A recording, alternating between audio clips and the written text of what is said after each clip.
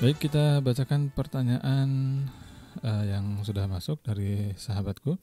Assalamualaikum warahmatullahi wabarakatuh. Waalaikumsalam warahmatullahi wabarakatuh. Sallu ala Nabi Muhammad. Allahumma salli wa sallim wa barik alaihi wa ala alihi wa sahbihi. Bang, saya ingin bertanya bagaimana agar kita bisa meraih cita-cita untuk menjadi orang kaya, sedangkan di satu sisi kita ada kekhawatiran dampak buruk dari kekayaan, melihat ada karakter kita sepertinya ada potensi dengan harta kita akan terjerumus pada suatu keburukan. Apakah kita harus melakukan sesuatu agar bisa keluar dari dilema ini? Terima kasih. Wassalamualaikum warahmatullahi wabarakatuh. Waalaikumsalam warahmatullahi wabarakatuh. Baik, iya, itu berarti secara mental block terjadi distorsi, perlawanan, Kang Hakim. Satu sisi dia ingin mencapai kualitas kehidupan yang baik, dalam tanda kutip misalnya kekayaan, tapi satu sisi lain ada ketakutan. Kalau jadi orang kaya kan kita juga punya potensi nanti tambah serakah gitu ya. Semakin banyak uangnya jadi tambah serakah. Jadi sebenarnya yang masalah bukan kekayaannya, yang masalah adalah diri kitanya gitu. Jadi kalau kita mau menjadi orang yang kaya, maka pastikan menjadi orang kaya yang baik. Orang kaya yang bodoh adalah orang kaya yang tidak memanfaatkan harta kekayaannya untuk kebaikan nanti di negeri akhir. Itu orang kaya yang bodoh itu. Sebodoh-bodohnya manusia adalah ketika diberi kesempatan untuk kebaikan di akhirat, lalu dia lupa tentang itu. Gitu. Nah, itu namanya maksiat tuh begitu. Maksiat itu kan lalai, dia lupa kepada tujuan yang sebenarnya. Maka yang paling penting cara pandang kita bahwa harta ini titipan, ya. Harta ini adalah bagian yang akan nanti kita bisa manfaatkan, apakah untuk masuk ke neraka ataukah masuk ke surga. Pastikan milih masuk ke surga gitu. Jangan diambil untuk pilih ke neraka. Kalau pilih ke neraka berarti kan digunakan untuk secara maksiat gitu. Tapi kalau dipakai untuk kebaikan, insya Allah jalannya untuk menuju ke surga. Jadi cara pandang kita kepada hartanya bahwa harta ini bukan milikku, semua akan dikembalikan kepada yang pemiliknya, yaitu Allah Subhanahu wa taala. Termasuk jangankan lagi harta yang di luar kita, bahkan diri kita yang di dalam saja nih, ini juga kan milik Tuhan gitu, Kang Hakim. Milik Allah Subhanahu wa taala yang kita tidak bisa mengklaim. Itu mata siapa? Matamu kan bukan gitu. Itu jantung siapa? Jantungmu kan juga bukan. Ini semua pemberian dari Allah. Maka yang dihasilkan dari semua kehidupan kita yang memang ini juga titipan, maka semua yang dihasilkan juga adalah titipan gitu.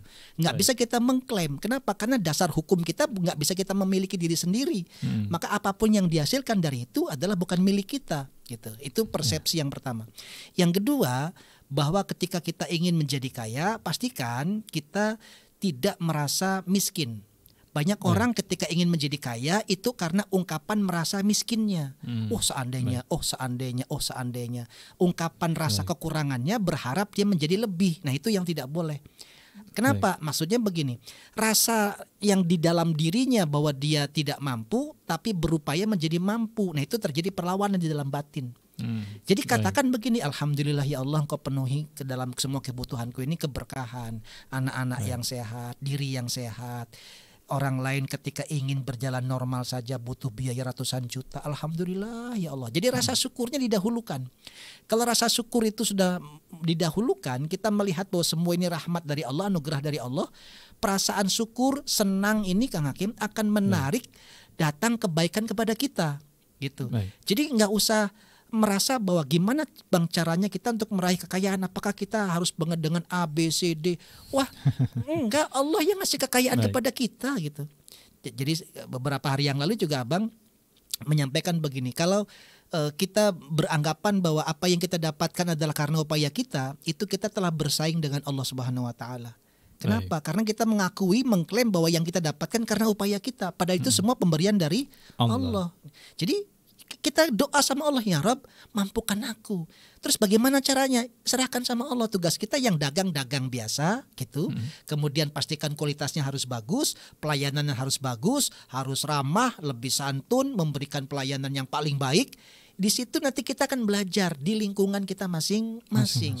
Yang jadi pekerja juga begitu, pekerjanya prestasi sehingga dilihat oleh pimpinannya, dinaikkan jabatan dengan cepat, dan semua itu juga akan berbeda. teknisnya itu akan berbeda-beda tuh, caranya akan berbeda-beda. Jadi belum tentu cara yang satu bisa dipakai untuk cara yang lainnya gitu. Jadi kalau bicara tentang teknis akan subjektif, tergantung siapa yang melakukannya dan bagaimana lingkungannya. Jadi pastikan Abang mengatakan secara umum saja, yakinkan bahwa kita memohon kepada Allah untuk diberikan kehidupan yang layak, lalu jangan merasa kurang terlebih dahulu.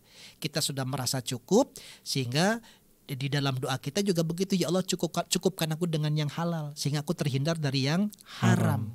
Sehingga dari situ kita merasa cukup, jangan merasa kurang. Kalau merasa kurang itu muncul, nanti yang ada suuzon, iri kepada yang lain, dan itulah perasaan yang menjadikan kita usaha juga jadinya nggak serius gitu, karena mikirin orang lain mendapatkan untung, kita enggak.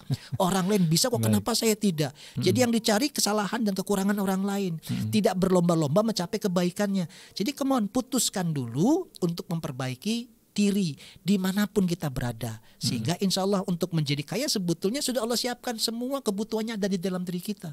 Tinggal kita memanfaatkan dan kita mohon kepada Allah, ya Rob, jadikan diri ini menjadi orang yang bisa berperan untuk kebaikan keluarga, untuk anak-anak, untuk istri, untuk orang tua, bahkan untuk masyarakat. Lalu keluarlah sebagai orang yang biasa beraktivitas, ya pedagang, ya pekerja, ya pengusaha biasa. Lalu berikan yang terbaik kepada masyarakat, kepada umat. Insya Allah pemberian yang terbaik ini, apa yang kita kerjakan disenangi, dan kalau disenangi, efek dari itu adalah alat tukar datang kepada kita. Alat tukar itu kan orang senang kepada apa yang kita karyakan, dan mereka membeli apa yang kita sudah miliki, sehingga terjadi transaksi jual beli. Sehingga dengan cara begitu insya Allah kebaikan akan berbalas dengan kebaikan, insya Allah.